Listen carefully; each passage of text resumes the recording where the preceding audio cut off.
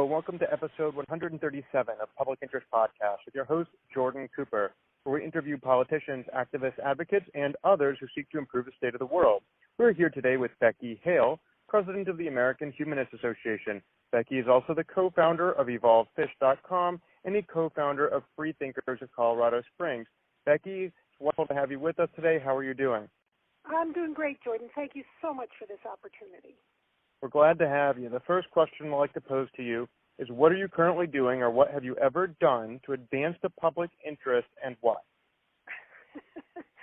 In preparing for this interview, I try to walk through my life, and I realized that most of the last 60 years have been focused on things that eventually become public interest or of public interest. I see myself as a problem solver. And so, I don't solve every problem I find, but that's where my direction is. That's where my interest lies. And so things crop up and I get involved. And living in Colorado Springs, I get lots of opportunities. So I don't want to go back to the beginning because I think that would probably take up more of the interview than you want. Well, to some extent, in the beginning, you may find the intimations of secularism and your interest in humanism, your father being of Jewish background, your mother of Christian background, and their desire, and then their decision, both of them, to join a Unitarian Universalist church. And I guess that's is that not where you were first able to get your humanist identity? Yes, I didn't know that the term humanism existed at the time. The American Humanist Association and humanism as we know it in the United States really came out of the Unitarian movement. So I was raised in it.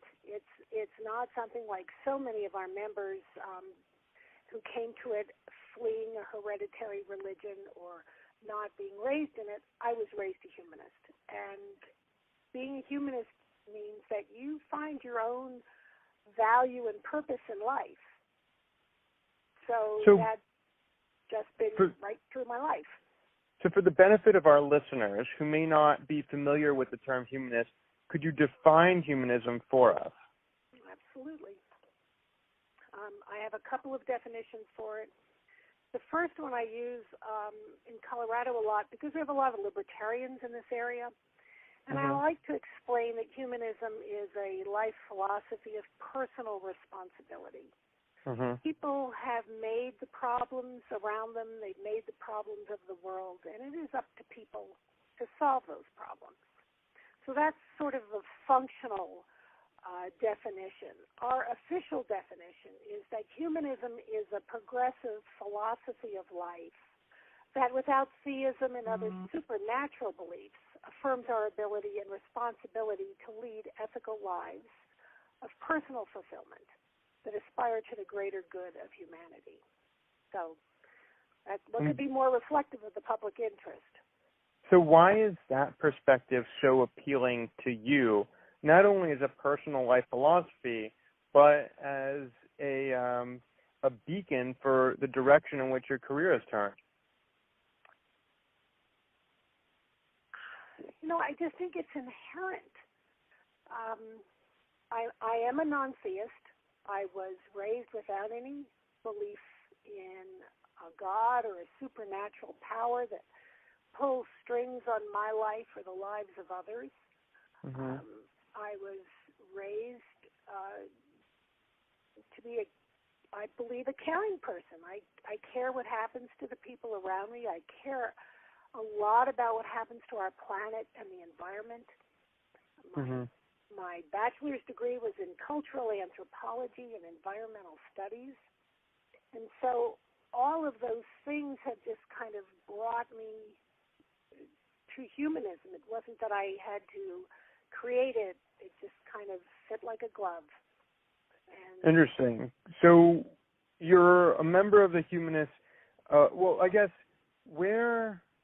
so you find the humanist form of thought very appealing, and the lack of a deity to be very appealing. Now, many individuals who do believe in a deity would say, use that deity as a way of explaining the world around us, especially things that are incredibly complicated to understand, things that are sometimes unexplainable or mysterious. Would you say that there's anything about human nature, perhaps in its collective form, in terms of its worst depravities and greatest achievements, that may be somewhat sublime, yet still human? Well, it's all human. I mean, as we look at it, it's from our perspective. As we create it, we're the ones creating it. There's no deus ex machina in my life.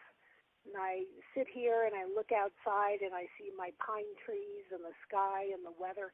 This is all nature. Mm-hmm. And nature is cruel and nature is beautiful. And it's just the way things are. I'm a very pragmatic person. I'm a very practical person. Mm-hmm. It's not that I don't get that sense of awe and wonder from different parts of my life or from the environment that I live in. Mm-hmm. But I don't assign that to something that is unseen and all-powerful. So you mentioned that there's a libertarian stripe in the Unitarian movement, unless I misunderstood that. Oh, no, Could you not elaborate? the Unitarian movement, in my community in Colorado.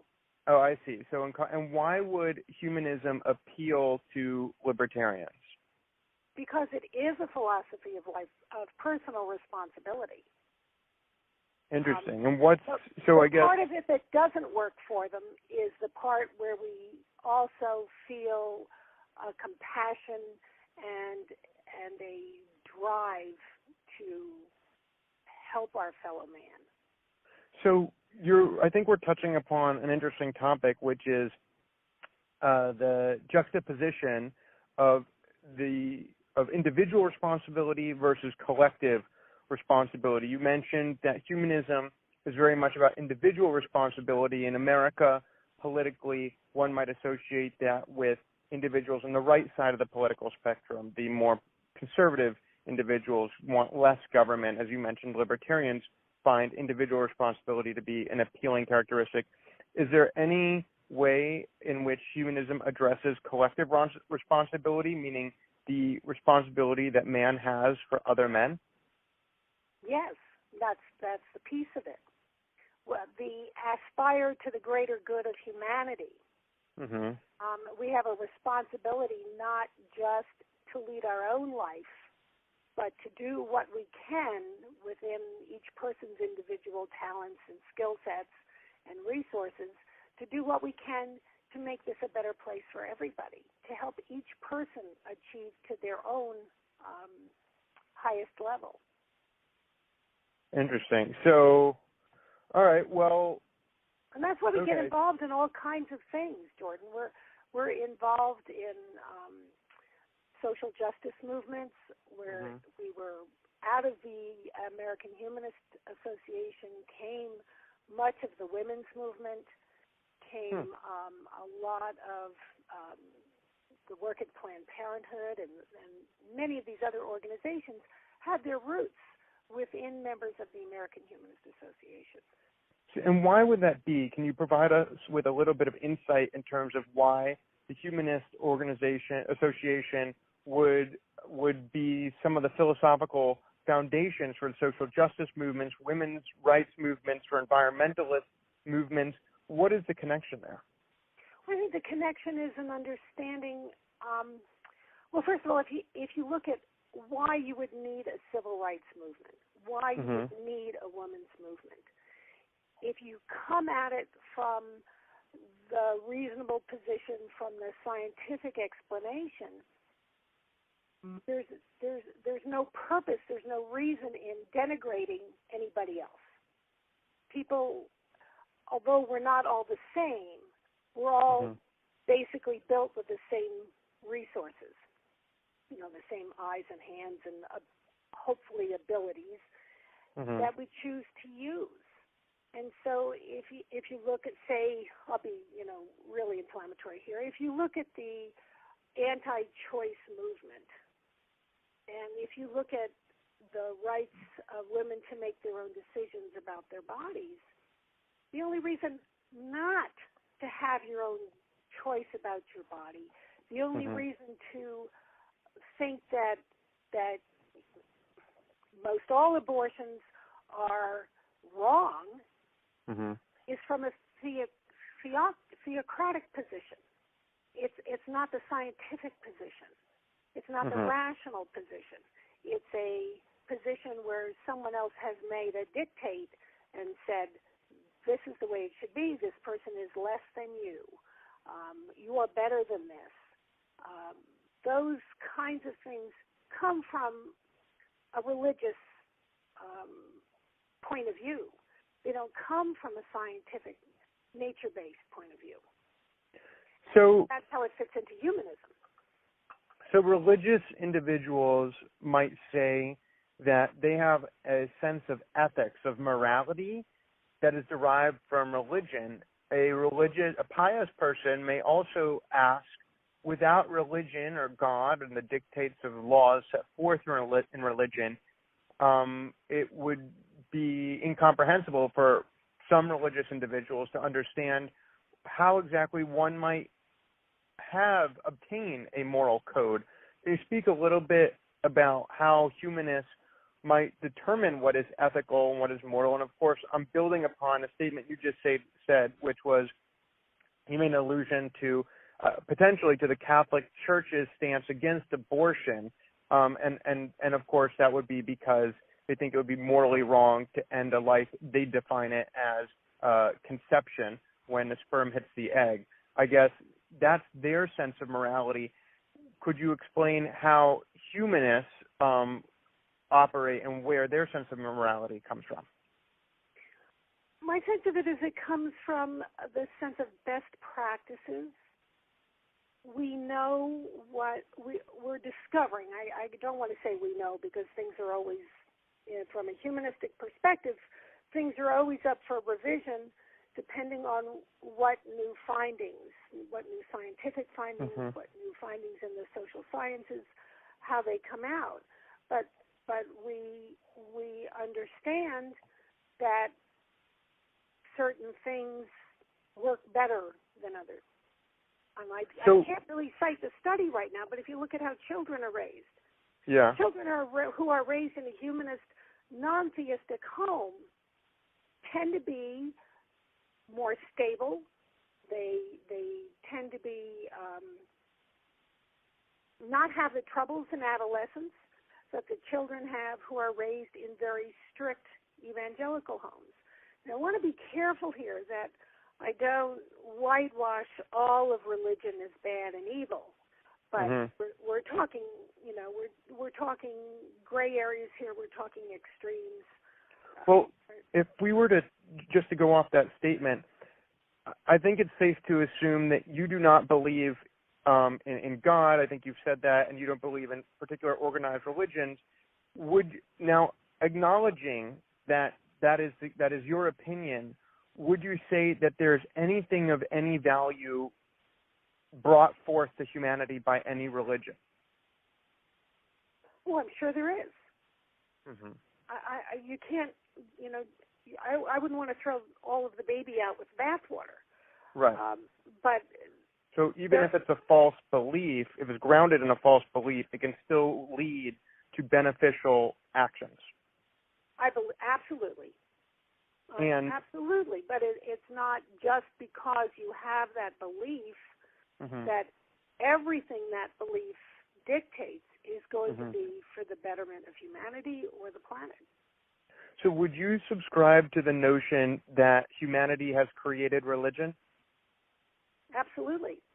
And would you also agree, or maybe not, how would you feel, do you believe humanism has borrowed anything, particularly from its sense of morality, from religion? Is there anything, a concrete example may be thou shalt not kill from the Abrahamic faith, one of the 10 Commandments. Is that something that may also be part of humanist philosophy? And would any humanist ever acknowledge having borrowed any of his or her morals from religion? It's an interesting question. I'm not sure that we would say the morals were borrowed from there. Mm-hmm. I would look more at the notion that morals are validated by science and research, and again, I'll use the term best practices. If you go around willy-nilly killing people, society mm-hmm. doesn't work well. Mm-hmm. It's sort of a practical thing. And I think if you look back into the Abrahamic religions, and I'm not a Bible scholar, you'll find that when they said do not kill, it was do not kill within your own tribe. Because you'll also find that it was perfectly fine to kill a child who was disobedient. Is there any universal sense of truths, rights, wrongs, morality to which humanists can subscribe? Is there anything that is universally and absolutely true or false in the entire universe, or is everything relative? I wouldn't like to buy into saying that all things are relative. I would say, let me see how I can best put this, sort of like above all else, do no harm. I think that might be universal. Even though we don't believe, and we don't agree with things that other people say, we wouldn't want them to not have that right. I don't think we go out to hurt people in any, or animals or anything else in any sense from that. So on the topic of regarding humanism, to do no harm. Okay, so from the perspective of a humanist, there is no God, and organized religion is generally incorrect. No, wait a minute. I think I need to stop you there. Oh, please.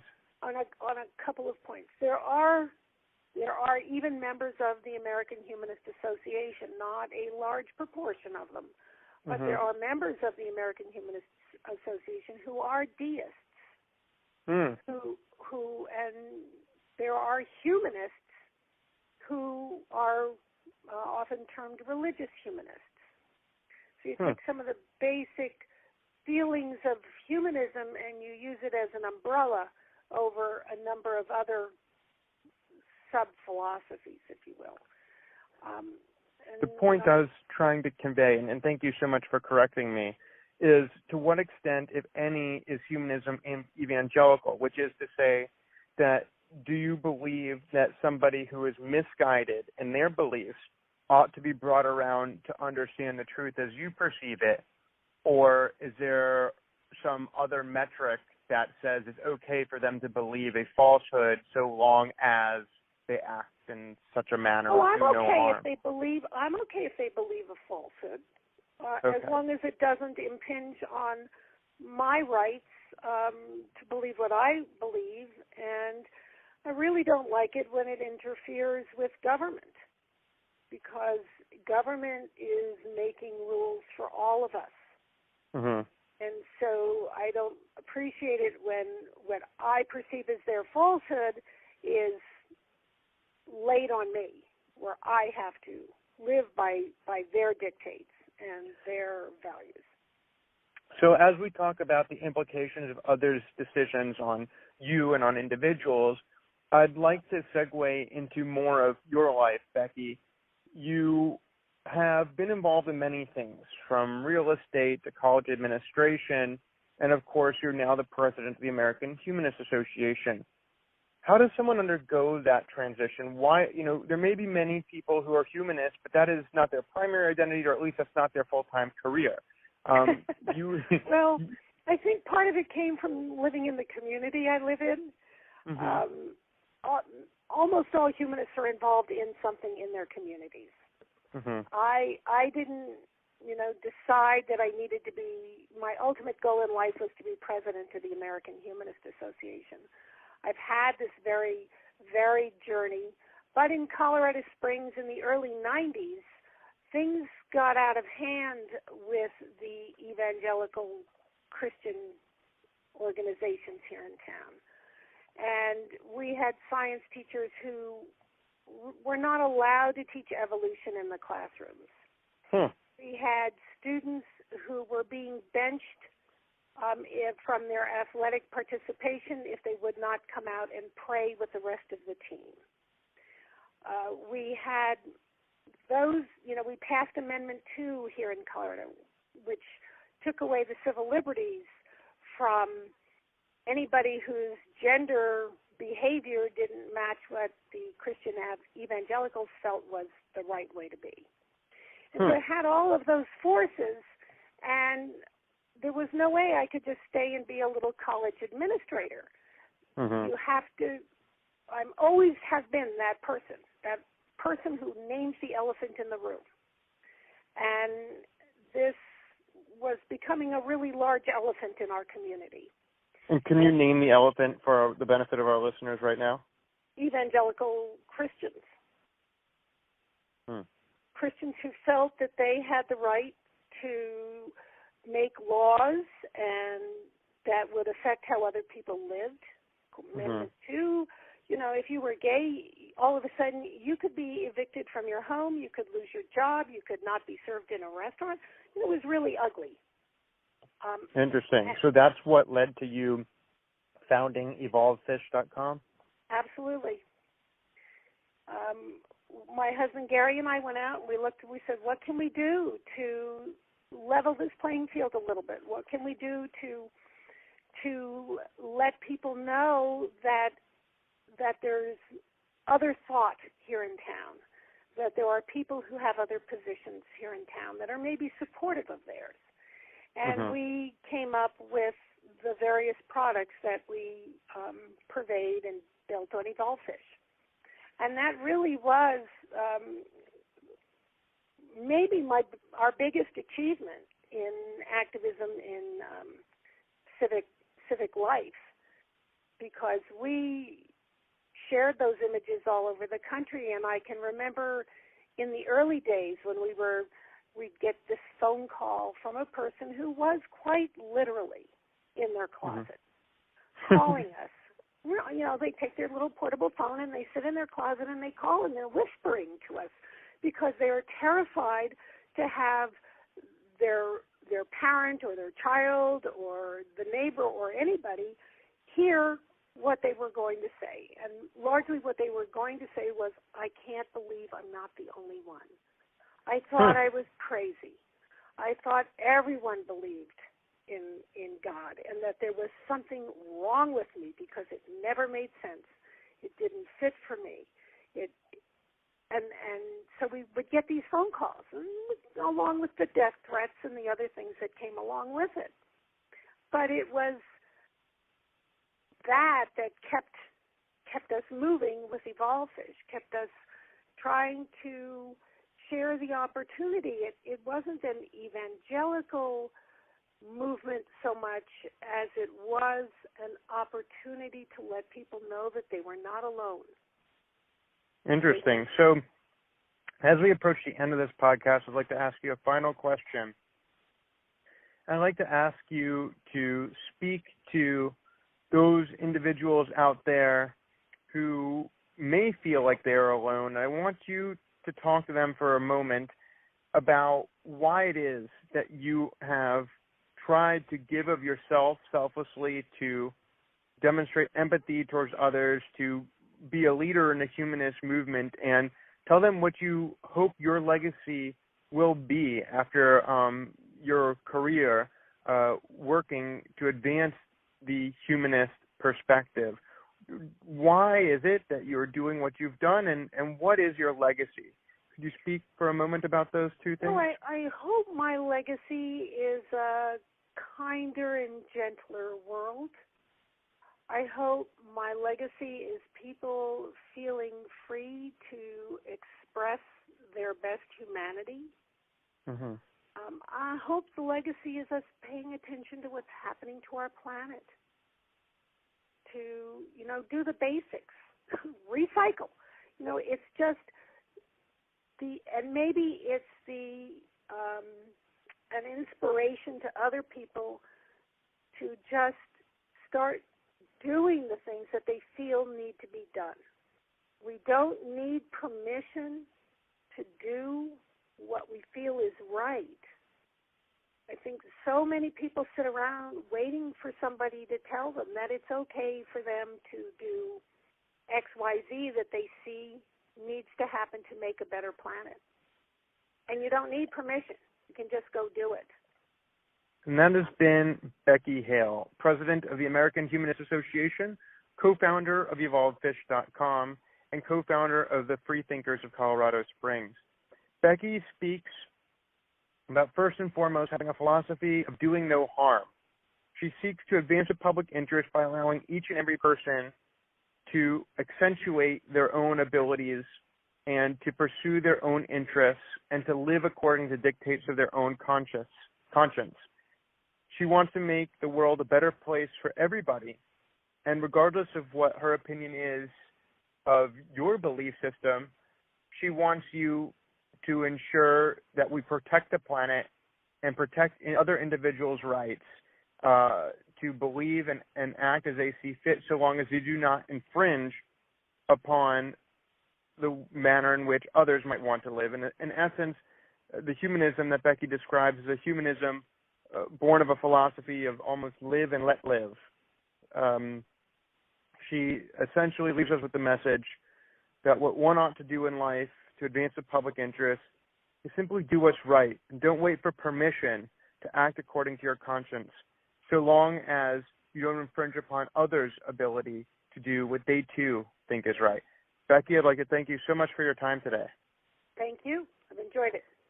And this has been episode 137 of Public Interest Podcast with your host, Jordan Cooper, where we interview politicians, activists, advocates, and others who seek to improve the public interest.